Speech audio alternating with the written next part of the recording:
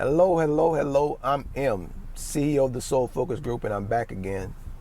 Same day, same bad channel, but I really want to get a few messages out to you because I'm behind on my videos because I really want to stay in contact with you and to create a relationship with you whereby you can feed off of and grow off of what I'm providing and what we provide at the Soul Focus Group.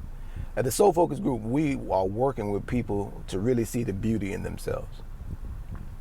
And we love it. We love it. We absolutely love it. People come in, they're interested in not just the technology, but they're interested in how do we get people in our group to be so confident in themselves and to love themselves so much.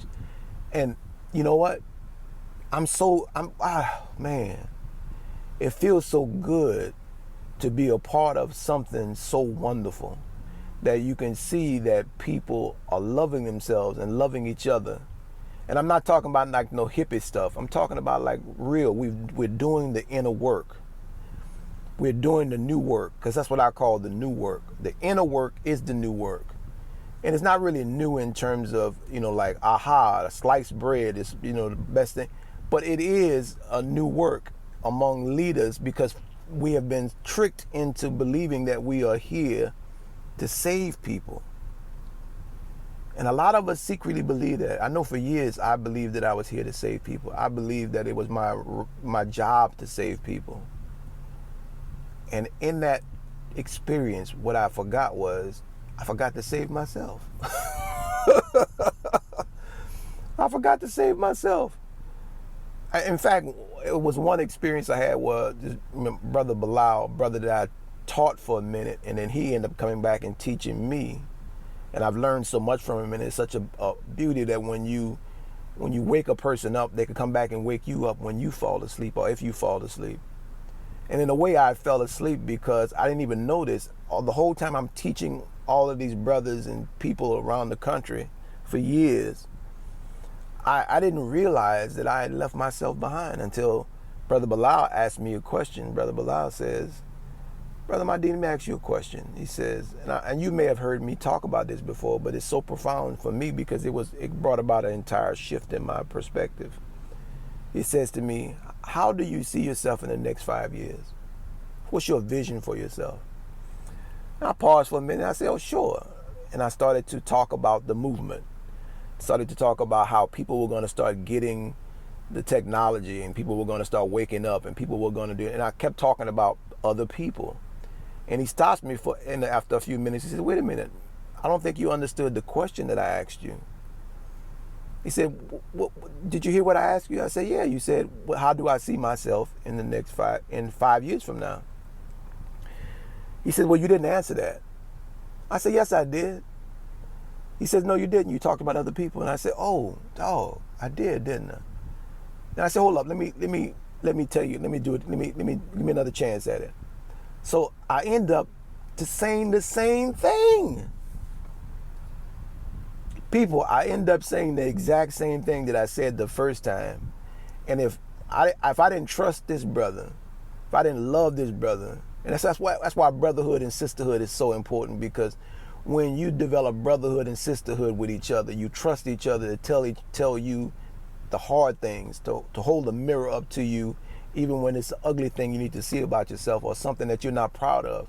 So when he reflected back to me, it really shook me because I literally had to walk off and deal with the fact that here it was, I was making all these plans that involved other people, that involved everybody else's life being in better condition, and I forgot myself.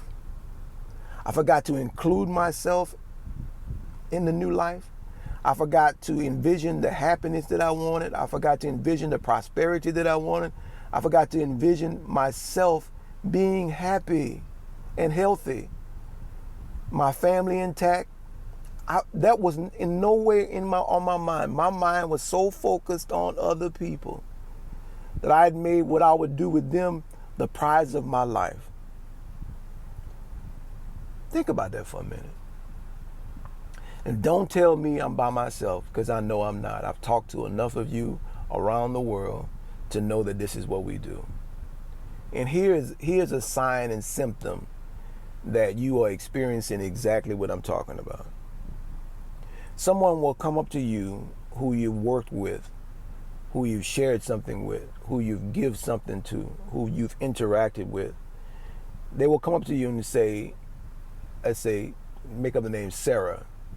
Sarah, you know, your leadership, the words that you say really changed my life.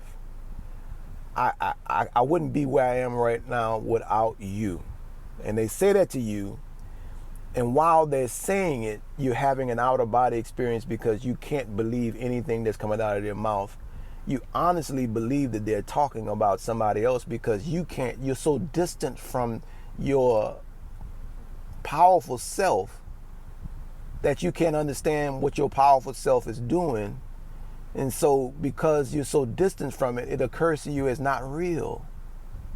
You have a hard time accepting that. You have a hard time saying, thank you. I've been working real hard at being who I am. Think about that for a minute. Because I remember on so many occasions, people would say that to me, and I was like, they got to be talking about somebody else. I didn't believe them. And the reason why I didn't believe them was because I believe more in the fact that I wasn't good enough than the fact that I was the one. Now, let me share this with you. My great-grandmother, her name was Mabel G. Landry, beautiful woman, powerful woman, a pioneer in her own right, an entrepreneur, spiritual woman, powerful woman, who had all sorts of influence in the community, who gave me examples of what it means to have integrity. She would do this thing every Wednesday night. She would gather up all the boys in the family that were around, boys, whether it be the grandbabies or whatever, all the boys she could find, she would gather them up every Wednesday night and force us to attend what she called prayer service. And in prayer service, we would read a scripture out of the Bible. She would interpret what the scripture meant from her vantage point. Then she would play her guitar and she would sing the song, and the song would be Near My God to Thee. That was her thing. But what was so significant about that was that she would have us sit in a circle, and as we sit in the circle, she would go around to each one of us individually and she would ask us this question. She would say, are you the one? Are you the one? Are you the one? Are you the one? I remember the first time she asked me that question, I asked her, I was only like 7 years old. I said, the one to do what, Mama? She says, the one to bring about a change in your people's life. And when I heard that, I took that to heart. I took that was my job. That was what I came here for. And what I didn't hear was the fact that she asked everybody in the room. She asked every one of my cousins, every one of my brothers. I wasn't the only one that was going to be the one. Every single one of us in the room were the one. Now, it took me a while to figure that out because it's true. Each and every one of us are unique and different from everybody else on the planet. We are the one. And the key to your power is when you understand how the one functions. But what this world did was create racism to get you to take your eyes off of being the one so you can end up trying to be the same as everybody else's one, which equals no power at all. And it was showing up in my life because I left myself behind. You cannot leave the one behind and think you're going to help transform the lives of other ones. I'm going to say it again. You cannot leave the one behind, which is you, and thinking you're going to transform the other ones. It don't happen that way. It don't work that way. So at the Soul Focus Group, what we work on more than anything else is that building that self-solidarity, getting you to be 100% on your own side. And what happens in organizations is when people, individuals start being 100% on their own side, the organization gets stronger because people can create and support collective solidarity, human solidarity. I'm so excited about being a part of the solution. The solution.